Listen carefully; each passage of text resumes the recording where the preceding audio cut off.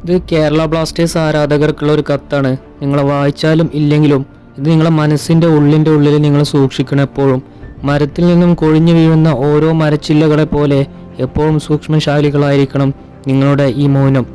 Kerala Blasters അറിയാലോ, തകർച്ചയിൽ നിന്നും തകർച്ചയിലേക്ക് വീണു പോയിരിക്കുകയാണ്.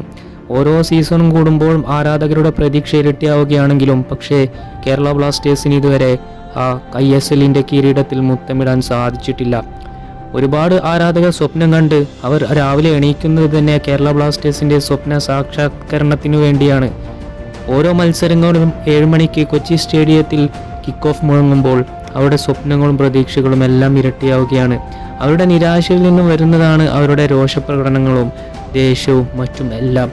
അവർക്ക് ബ്ലാസ്റ്റേഴ്സിനോട് വിരോധമുണ്ടായിട്ടോ മറ്റോ ഒന്നുമല്ല, പക്ഷേ ബ്ലാസ്റ്റേഴ്സ് ഒന്ന് കിരീടത്തിൽ മുത്തമിടുന്നത് കാണാൻ അവർ അതിയായി ആഗ്രഹിച്ചിരുന്നു. പക്ഷേ അത് നടക്കാത്തതിൻ്റെ വിഭ്രാന്തിയും ടെൻഷനും സങ്കടങ്ങളും അവരുടെ മോശം കമൻറ്റിലൂടെ നമുക്ക് കാണാൻ സാധിക്കുന്നു. അർദ്ധരാത്രി കൊടും സമുദ്രത്തിൽ ഒറ്റപ്പെട്ട ആ കപ്പലിൻ്റെ കപ്പിത്താൻ്റെ അവസ്ഥയാണ് നമുക്ക് കേരള ബ്ലാസ്റ്റേഴ്സിൻ്റെത്. മരണത്തെ മുഖാമുഖം കാണുന്ന ആ ഒരു നിമിഷത്തിൽ അയാളുടെ ഉള്ളിൽ നിന്നും വരുന്ന ചില ചിന്തകളുണ്ട്. അയാളുടെ ദൃഢനിശ്ചയം, അയാളുടെ കഠിന പ്രയത്നം, അയാളുടെ ഉറച്ച വിശ്വാസം. കപ്പലുള്ള യാത്രക്കാരെ സംരക്ഷിച്ചുകൊണ്ട് കപ്പലിൻ്റെ നിയന്ത്രണം ഏറ്റെടുക്കുന്ന പോലെയാണ് കേരള ബ്ലാസ്റ്റേഴ്സിൻ്റെ നിയന്ത്രണം കേരള ബ്ലാസ്റ്റേഴ്സിൻ്റെ മുത്തായ അഡ്രിയാൻ ലൂണ ഏറ്റെടുത്തിട്ടുള്ളത്. അഡ്രിയാൻ ലൂണയും നോഹ സദോദിയും കൂടി കേരള ബ്ലാസ്റ്റേഴ്സിൻ്റെ നിയന്ത്രണം ഏറ്റെടുത്തുകൊണ്ട് അതിനെ സേഫായി മുന്നോട്ട് നീക്കിക്കൊണ്ടിരിക്കുകയാണ്. മിഷിഹയുടെ ഉയർത്തെഴുന്നേൽപ്പായിരുന്നു അത്. വീണ്ടും അത് കാണാൻ മറ്റൊരു സീസൺ കൂടി കേരള ബ്ലാസ്റ്റേഴ്സിനെ വരവേൽക്കാൻ ഒരുങ്ങുന്നു. മിഷിഹ നമുക്ക് വേണ്ടി മരണത്തോളം കീഴടങ്ങി. അതിനാൽ സർവേശ്വരൻ അവിടത്തെ ഉയർത്തി എല്ലാ നാമത്തേക്കാൾ ഉന്നതമായ നാമം അവിടേക്ക് നൽകി. ഇനി ഉയർത്തിയെഴുന്നേൽപ്പിന്റെ നാളുകളാണ്.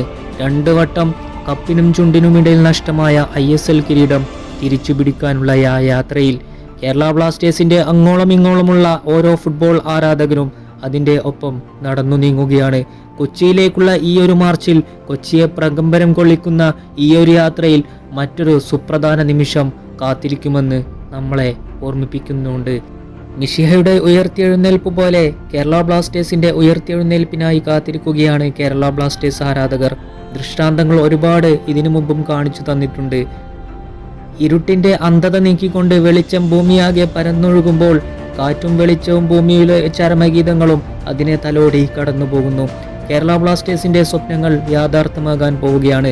പ്രതിരോധക്കോട്ടയിൽ ഒരു പോരാളിയെപ്പോലെ കേരള ബ്ലാസ്റ്റേഴ്സിന്റെ സെന്റർ ബാക്കുകളും, മധ്യനിരയിൽ ലഗേറ്ററും അഡ്രിയാൻ ലൂണയും നോഹയും, മുന്നേറ്റ നിരയിൽ കോൾഡോ ഒബിയേറ്റവും തിയാഗോ ആൽവസും ജുവാനുമൊക്കെ ഒരു പടക്കളം പോലെ പ്രതിരോധക്കോട്ടയും അറ്റാക്കിംഗ് നിരയും തീർത്ത് കേരള ബ്ലാസ്റ്റേഴ്സിന്റെ കോട്ട മൈതാനം ഭദ്രമാക്കുകയാണ്.